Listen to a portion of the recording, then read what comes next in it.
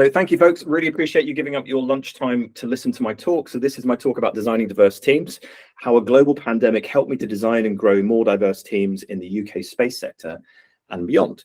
So when I put this talk together and I spoke about the idea of pitching it to some conferences around the world, some people in the user-centered design field kind of said to me, does UX need to be more diverse than it is? Aren't we diverse enough already?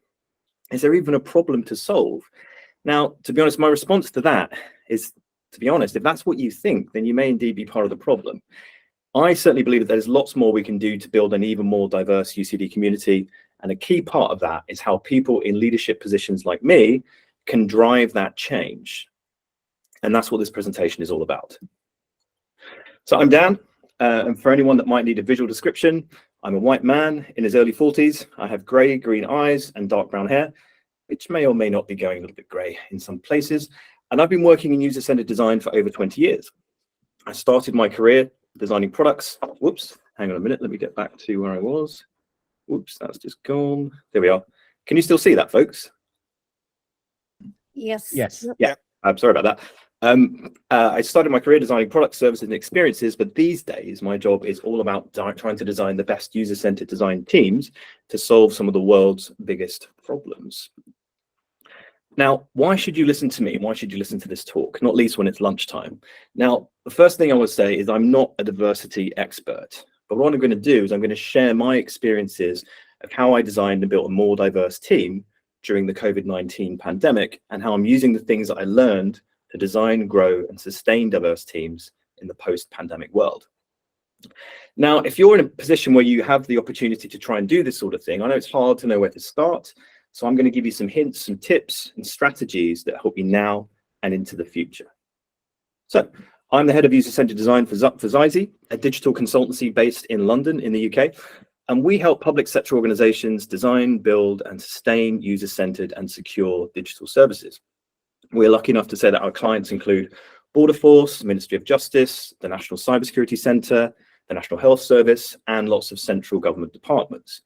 And our mantra is to make the UK the safest place to live and to work.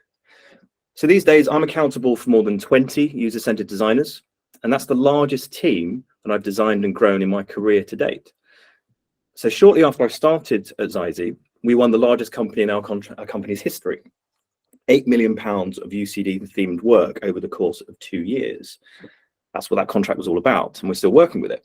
And I suddenly went from steadily maintaining a modestly sized team of around 8 to needing to at one point treble it in order to tackle the tidal wave of vital government work that was coming our way, all within a single year. Now, I'm proud to say that despite that immense pressure of scaling a team so rapidly, I've genuinely kept true to my principles, and I've managed to build what I think is one of the best UCD teams for the UK. And diversity is an essential part of that. So as I mentioned, we won this contract, and it's for the UK government. And they wanted us to run a large program of UCD projects, alphas, discoveries to support user-centered policy design for the UK government. Now that's right up our street because we're looking to make a positive impact on the lives of 70 million people by 2030. And for these observant people in the room, that's roughly the population of the UK. Now, it's bold, it's ambitious, but we're confident of hitting that number because the work that we do informs government decisions that impact millions of people across the UK. So most recently, we delivered research insights that help the government to introduce new laws to deliver safer, fairer, and higher quality homes for around 11 million people in the UK. And what's more, our insights have helped the government to ban no-fault evictions, so-called Section 21 evictions, where a landlord could quite simply turf you out onto the street on you and your family just because maybe you complained too much about the living conditions of the property you were renting. Maybe you had children during the course of your tenancy. Maybe you got pets. So what we've helped the government to do here is to offer much needed protection for some of the most vulnerable people in the UK. So when I wrote this talk, and this is an iterated version of it, I was head of user-centered design for an organization called the Satellite Applications Catapult. This is the space bit. So I started there in early 2020, just before the pandemic hit. So I'm going to talk about how COVID-19 has helped me to design and grow more diverse teams and how the things I learned there and was able to implement there, thanks to the pandemic, have helped me do that now and into the future.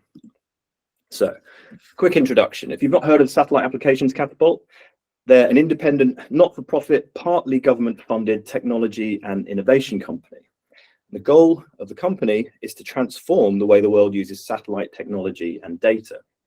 So they research and identify global challenges that can be addressed by space technology, and they support academics and businesses alike, big and small, to develop ideas and solutions to try and address them. So when I was working there, my team's mission, and still is all about trying to make sure that space technology has a positive impact on people's lives, and to use space technology and data to try and help solve some of the world's biggest projects. So most of the projects we got involved in were in line with the UN's Sustainable Development Goals.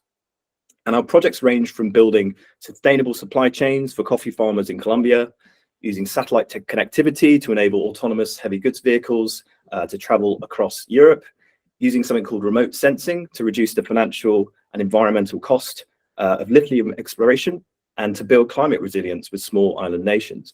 So it's really exciting stuff, vital stuff, and an absolute pleasure and a privilege to work on. And we also had teams working with companies like Astroscale, and they were looking into ways to try and clean up space junk, because one of the things that's been happening since 1957, when the first satellite went up into space, was that people don't tend to think about what happens after you've kind of used the data, or you've kind of maybe even got bored of what you sent the satellite up there to do in the first place.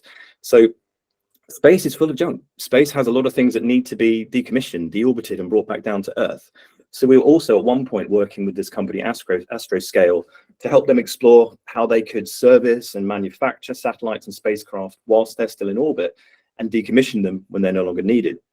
At one point, rather excitingly, our office in Harwell, we had the control room that we would use. This is like a kind of NASA style kind of thing, pretty cool.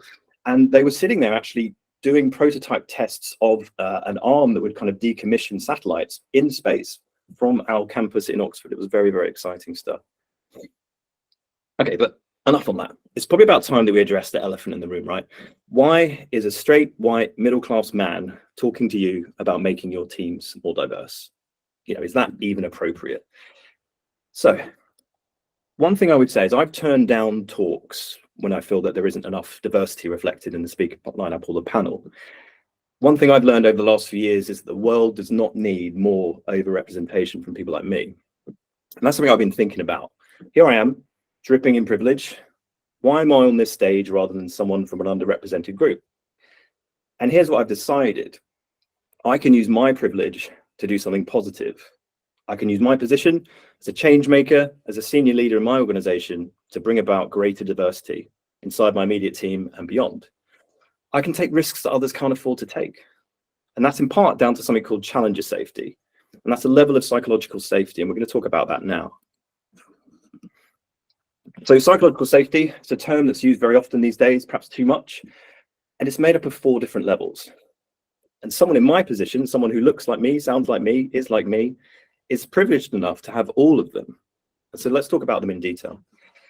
So starting at the very bottom, there's inclusion safety. So this is the very first level of psychological safety. And if you think of this as a sort of hierarchy of needs, it's the bedrock, it's the basis. And you can't achieve the other levels unless you have that.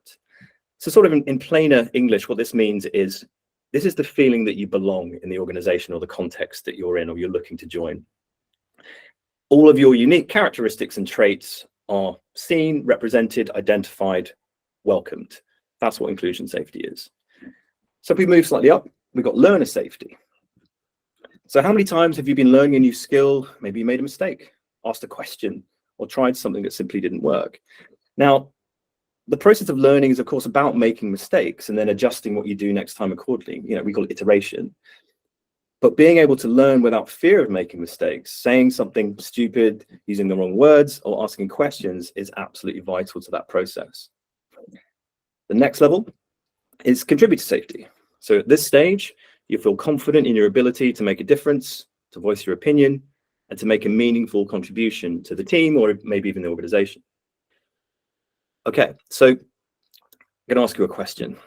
Think about the last time that you raised your voice to challenge the status quo. Think about how you felt when you first raised the issue. How was it received? What was the outcome? So getting challenger safety isn't easy, but it's really important if you want things to change or to improve. Something that people often forget is that people rarely challenge with a view to trying to make things worse. So there's been a number of studies around cognitive diversity and psychological safety over the years, more on cognitive diversity soon. And a study conducted by Shin et al. In 2012 found that cognitive team diversity was only positively related to individual team member creativity when a team member's creative self-efficacy was high. Plainer English, when individuals felt that they were able to make a contribution to the team, did they, and was that contribution creative, positive, and highly effective? In addition to that, you need something called transformational leadership, because that influences the relationship between cognitive team diversity and individual creativity. So cognitive team diversity is positively related to individual creativity only when transformational leadership is high.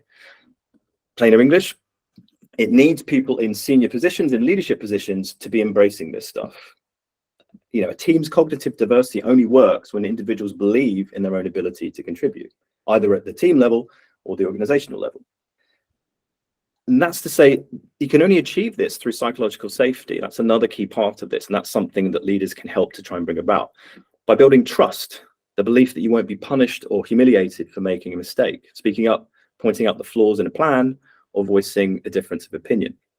It's the shared expectation held by all members of a team that they will not be embarrassed, shamed, rejected, or punished for taking risks, asking for feedback, or making mistakes. So psychological safety is absolutely essential to designing diverse teams, because it means that everyone in the team is treated in an equitable way, not just an equal way, an equitable way. And this means that team members can challenge each other and expect to be challenged. Team members can hold themselves to account, but are also held accountable. So in the teams that I look after, we use this thing here. This is the accountability ladder to articulate what we mean by accountability and to inform our conversations around it, particularly one-to-ones. This isn't something I created. I inherited this a few jobs ago, and I found it very useful. So when we're talking about a challenge, or when we're blocked or we're stuck, I encourage my team to ask themselves, where do you sit on the ladder right now? Are you already at the point where you've acknowledged reality, you're owning it, taking a position, looking to find and create solutions? Or are you perhaps somewhere a bit further down? Are you kind of denying the fact that there's a problem? You're making excuses. You're sort of waiting and hoping, well, someone's hopefully going to sort this out, that kind of stuff. It's a really helpful way of kind of giving a reference point that perhaps makes things feel a little bit less personal, but gives you a way forward to try and identify where you're at. Because sometimes it's only when people kind of see this and kind of reflect on what they've been saying and how they're describing the problem that they start to think that there are some things that they can do. Okay, so before I talk about some of the other things that I've done to design and grow more diverse teams, let's talk about the business case for diversity. So diversity and inclusion at work should absolutely be linked to business goals and objectives. This is where you need to start from if your organization doesn't already see it this way. Don't let your organization get away with writing diversity and inclusion off as some sort of fluffy nice to have. Similar to the case for accessibility, it's not just the right thing to do, it affects your profitability and your bottom line. Organizations that fail to realize this will be left behind and ultimately fail. So back to the catapult. So when I started there, I inherited a team and I needed to get to know them fast. Now, I quickly got the sense that the team was overstretched and their attempts to recruit more designers had been refused by senior management. They were overworked, they were frustrated, and I immediately felt the pressure of needing to increase the size of the team. But I held off doing this, not because I wanted to be difficult, but because growing the team without knowing the team and its strengths, challenges, and skills gaps would have been irresponsible. And I used an approach called Rock, Tree, Heart, Star to get to know my teams. If you've not heard of it, it's a highly effective way of learning about your team and uncovering insights that could frankly take you years to find out if you were just trying to do it through other means. And my thanks to a chap called Darren Cool for this approach. He was one of my managers some years ago, and I've been using it ever since. So here's the idea. So it's an approach you would conduct a one-to-one, usually the first one-to-one when you start with a new team, and you will share the questions in advance, and you'll have a conversation around them and ask people to kind of write down their thoughts ahead of time should they wish to. So the first question is rock. What is your foundation? What is the one solid area of your work that you could do with your eyes closed? Tree. Where are you growing? How do you want to develop? Heart. What do you love to do? What is the passion that drives you to do this job rather than any other job?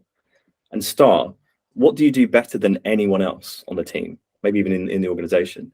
What are you unstoppable at? What sets you apart from everyone else that you've ever known in your field? And it's okay to brag. So when you've done that, you get something a bit like this. This is just an example. This isn't actually from the team that I've been looking after.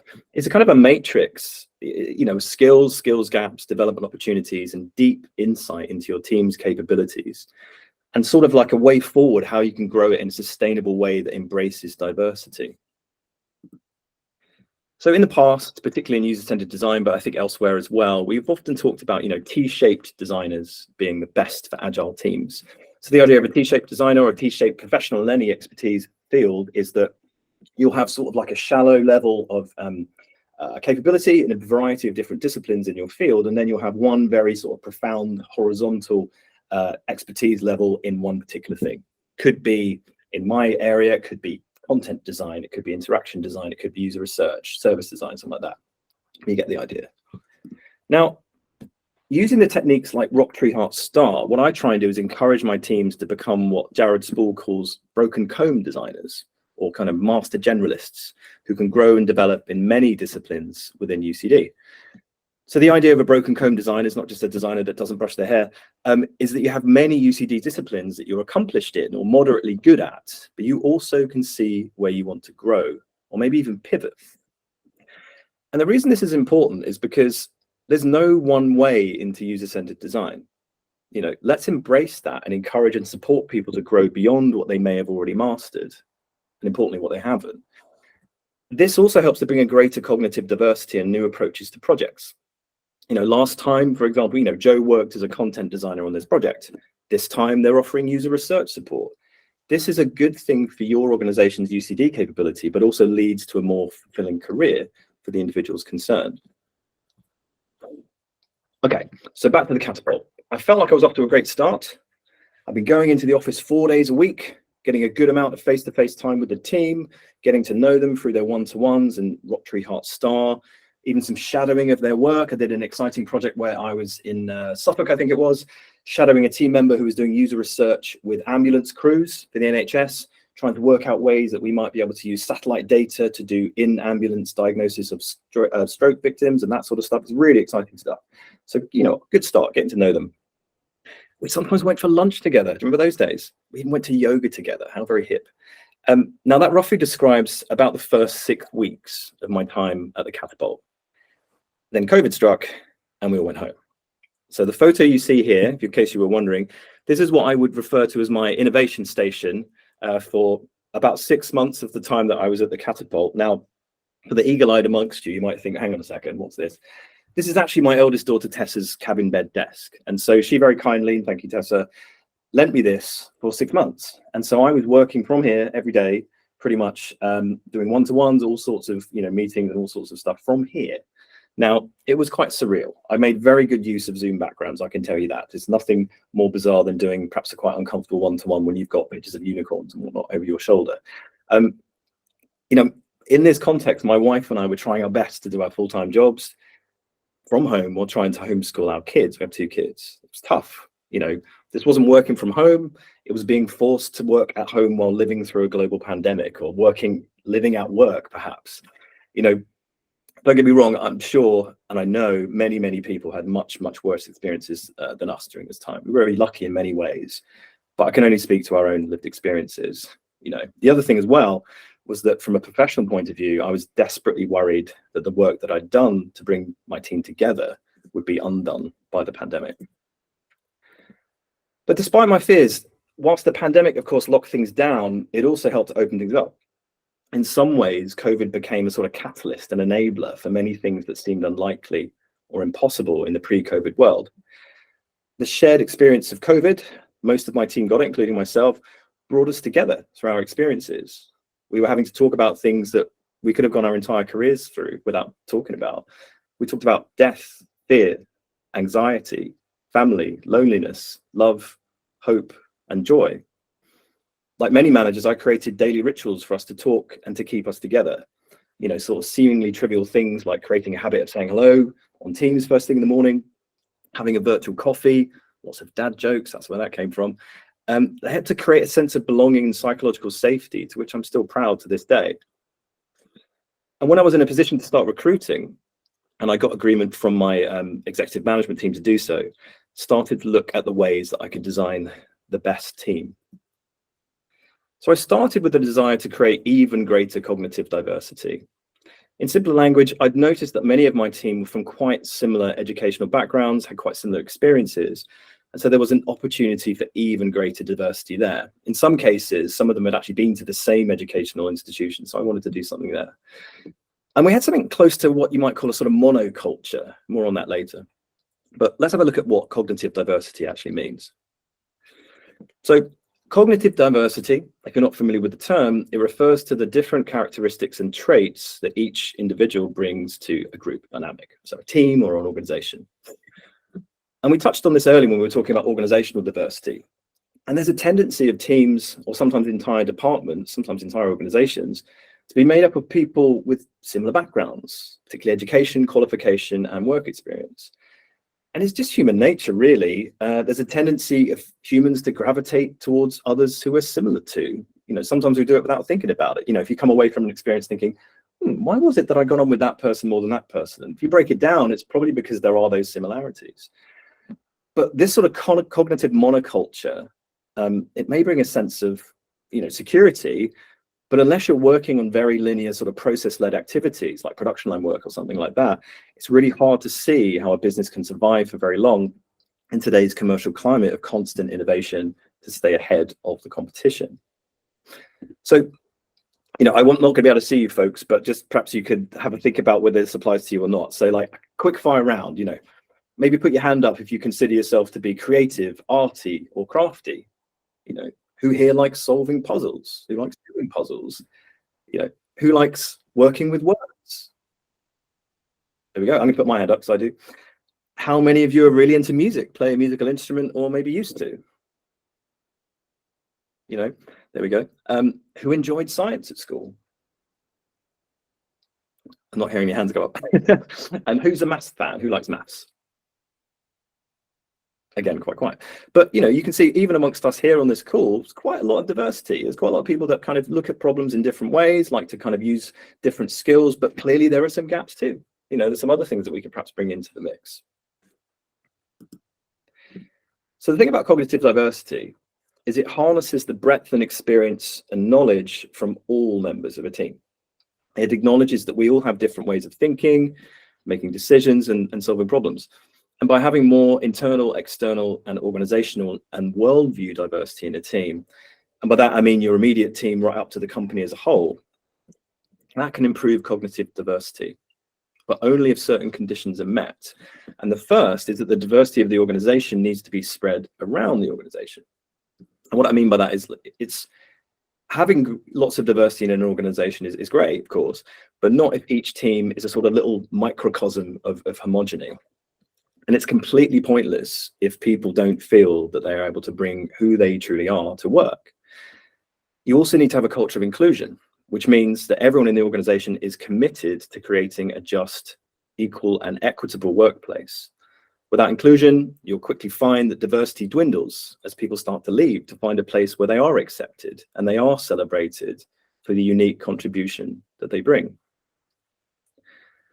The other thing about the recruitment process that I'd seen at the Catapult was that they'd use things like design tests or assessments as a key part of the process. This is where someone might be set a challenge and then asked to spend some time coming up with maybe even some designs or kind of show their thinking around how they might tackle a particular challenge or problem. Now, from my experience, that's a very good way of recruiting in precisely your own image, or actually looking for the skills you've already got. Do you really need people to be able to create a Lego masterpiece or draw a perfect circle in order to be a good designer? I can't do either of those things, but I would say that I've, in my career, been a good designer, or at least a half decent one at times. These are, in some cases, quite elite ways of really discriminating against what could end up being your very next best designer. And maybe you're doing these things without realizing it. Are some of your hiring practices screening out the best candidates because you're not embracing diversity of thought and approach? Could you cast that net even wider? are you casting the net too narrowly without even perhaps realizing it? Okay, so a quick story for you. I love a story. So the most extreme example that I've ever experienced in a company, so somewhere that I worked, was where they used a psychometric test as a way of sifting new hires. So if you've not heard of these things before, this is where you might have a set of questions. There's like numerical reasoning, verbal reasoning, that sort of stuff. I didn't find out about this until quite late in the recruitment process. And I remember the recruiter phoned me and said, oh, yeah, about that interview tomorrow. Yeah, there's this test, but nothing to worry about. I was like, feels like I need to worry about that test. And indeed I did. Candidates were invited to interview, sat down in a room, given 15 minutes to answer 50 questions, timed strictly. And if they failed the test, the interview process would stop there and then, and the candidate would be asked to leave the building. Now, having been through this myself, I can explain the horrors. I was led into this building, open plan office. I was then sat down in what I then turned out, realized was the sales director's office, glass wall. Everyone's in that office pretending to not notice me as I'm sweating, trying to do this unbelievably challenging test. And then 50 minutes later, everyone's kind of like, did he pass? Did he pass? Oh, they haven't booted him out the building yet, so he must have done all right. Turns out I did. But that is not a good way of building a culture that embraces cognitive diversity, that's for sure. And it also discriminates against neurodiversity. For example, candidates with ADHD, dyslexia, dyscalculia, and even anxiety are not going to perform well under those circumstances. And the result, the company misses out on some amazing people. And if your company's doing this or something similar, you need to challenge this. This sort of approach is stopping you from hiring the best people. Okay, some more practical tips. So, diverse recruitment in practice. So, and I'm delighted to say that these are things that we're all doing at Zaizi, which is fabulous. So, publish the salary. If you only take one thing away from this presentation, that is the thing you need to take away. I don't understand why people don't do this. You find yourself applying for a job and it says competitive salary. According to who? You, me, them? It just doesn't make sense. But also there's a more serious side to this. If you publish the salary, you help to reduce pay gaps, gender pay gaps, race pay gaps, disability related pay gaps. There's a lot of research to say that people from certain backgrounds, people of certain genders tend to ask for different numbers when they're asking for things. I know for a fact that men typically ask for more money than women do, for example.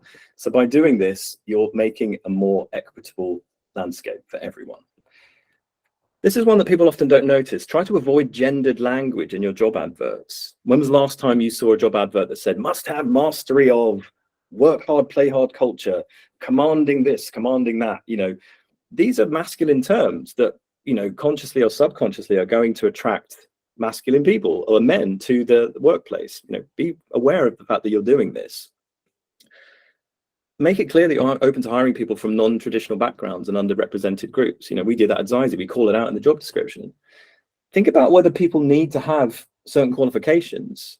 Do people really need a degree? Do people really need experience? I mean, that's a controversial one, but if you're working with mentoring schemes or you're working with internships, apprenticeships, that sort of stuff, you have to think about recruiting people in a very different way. These are people that haven't done the job yet, and so what else are you looking for? If you're lucky enough to use an external recruiter, look for certified B corporations. These are people that are committed to doing good in the world and making sure that their impact on society, economics, and the planet is a positive thing. That's really helped me to hire some great people in the past, because already they know that you're committed to their values, and it kind of acts as a bit of a shortcut. Check you and your team's biases.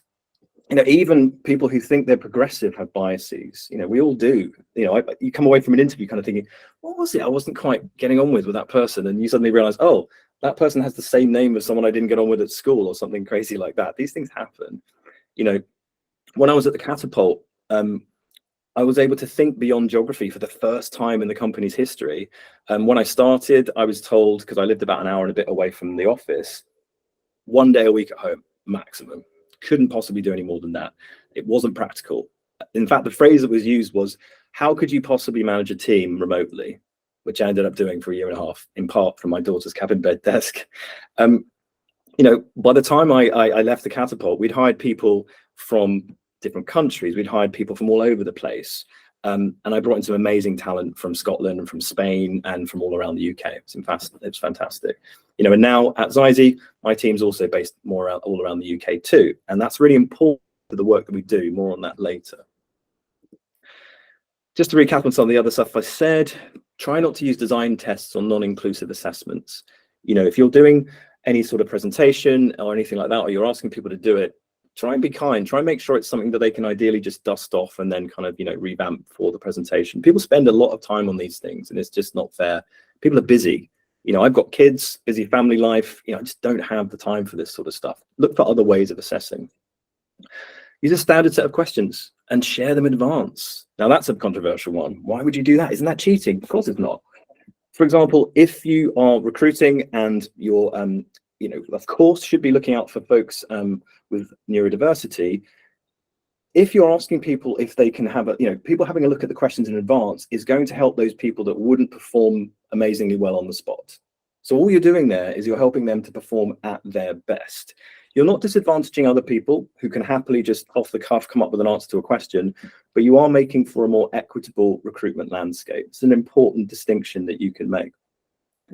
Try and interview with a variety of people on the panel to try to challenge and reduce the biases. Try using a scoring system to evaluate candidates rather than just opinion. That's something that we do. And ideally adopt a virtual by default approach for early stage interviews and informationals. Don't make people have to commit necessarily to traveling if it's just a screener to find out if you're going to be a good fit. Be kind in that sense.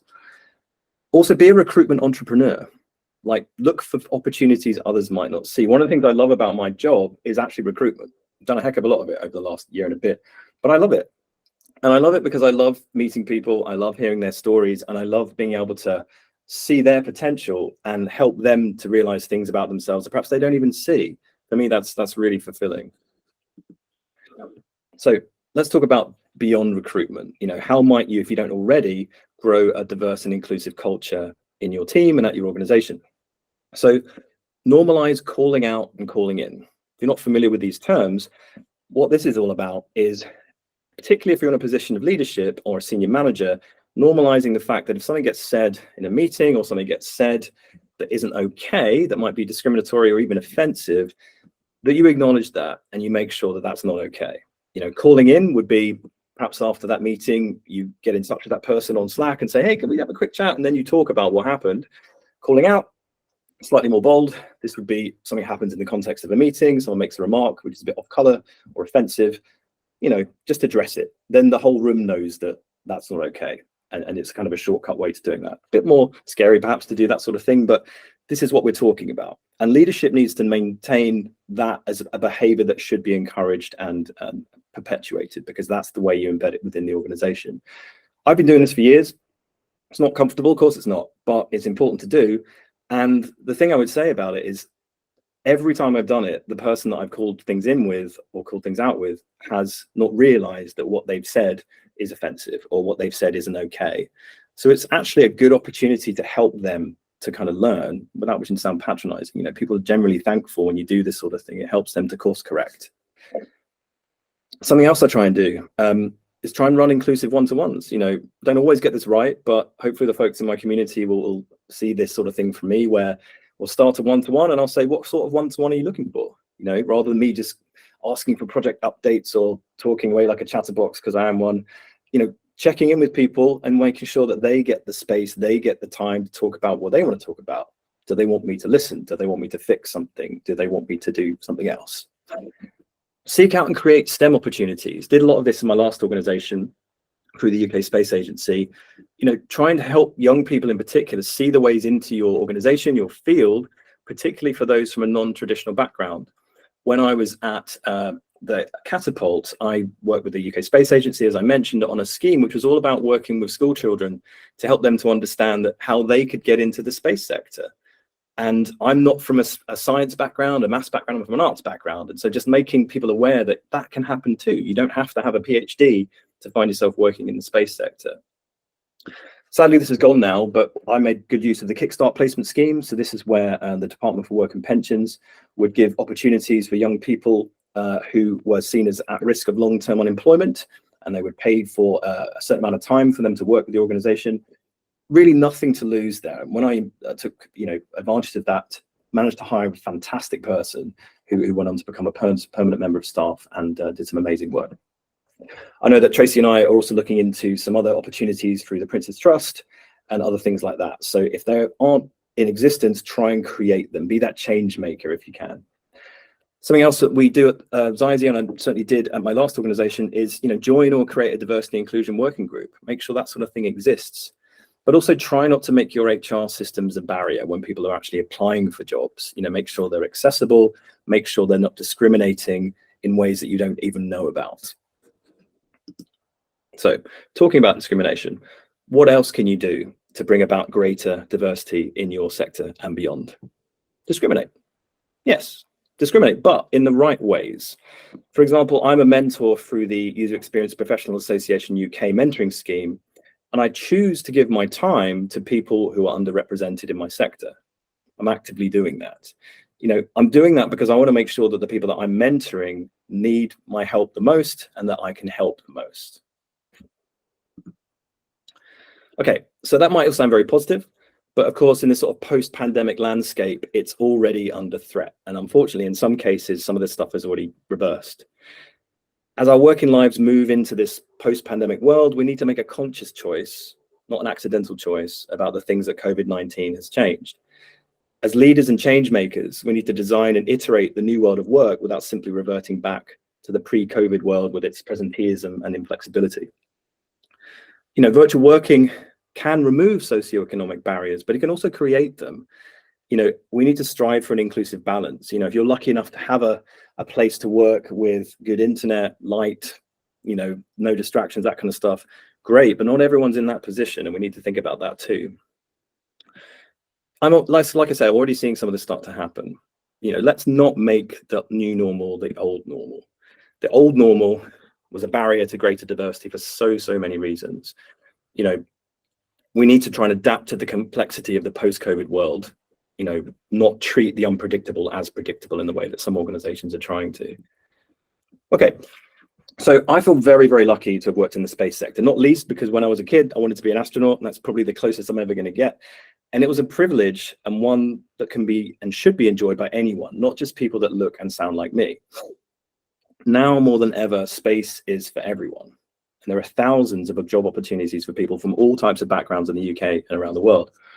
And, despite recent attempts to turn space into some sort of, I don't know, billionaire's playground or even a conflict zone, space is more about protecting our planet than ever. By observing our fragile planet from space, we can provide the data and then the insight needed to build a more sustainable future. Many of the key promises that were made at the COP26 climate summit can only be achieved through space-enabled monitoring and enforcement. And to unlock the potential that space offers, we need a huge diversity of thinking and approach.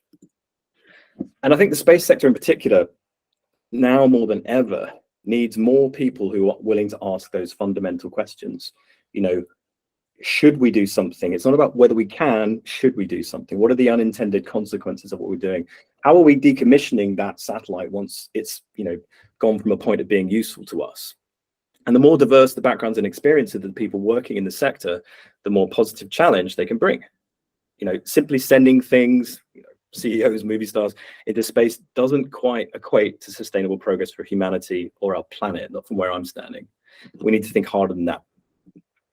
So back down to earth and to the work that we're doing at Zaizi. So the focus of my work now has zoomed in on the people of the UK. And as I said at the beginning of my talk, Zaizi aspires to positively improve the lives of 70 million people by 2030. And we can only do that if people at Zaizi are truly representative of the UK. Why? Because by starting with cognitive diversity, we can bring a richer and more representative range of perspectives, lived experiences, and insights to the way that we do user-centered design and how we deliver within our multidisciplinary teams. This approach brings a respect and empathy, even an expectation for experiences and opinions that differ from our own. And most importantly, the government customers that we give our insights to. The insights that we provide help them to carry out user-centered policy design to positively impact millions of people around the UK. So what you see on screen are our values at Zaizi. So these are people, passion, and purpose. And I'm proud to say that I was part of the team that helped to define them. And I'm committed to making sure that we're living them. Okay, and because we support remote and hybrid working, we're based all around the UK, not just in London. And the geography of my team, you know, we've got people in London, Scotland, Newcastle, Gloucestershire, that's where I am, Essex, all over the place. It means that we are truly looking at perspectives from around the UK, not just London. You know, we're helping government to understand that too. Okay, almost done. But here's some books that I've read over the years I think have probably informed my way of thinking. So I'll share these slides as well, so you can have a look if you would like to take a look at any of these books. And also I've got some links for some of the things that I've been talking about. So there's the report from McKinsey that I mentioned, a bit more about Rock Tree Heart Star from my friend Darren, and a bit more about psychological safety and the role of leadership development by McKinsey. And we are done. Thank you for listening, folks. Any questions?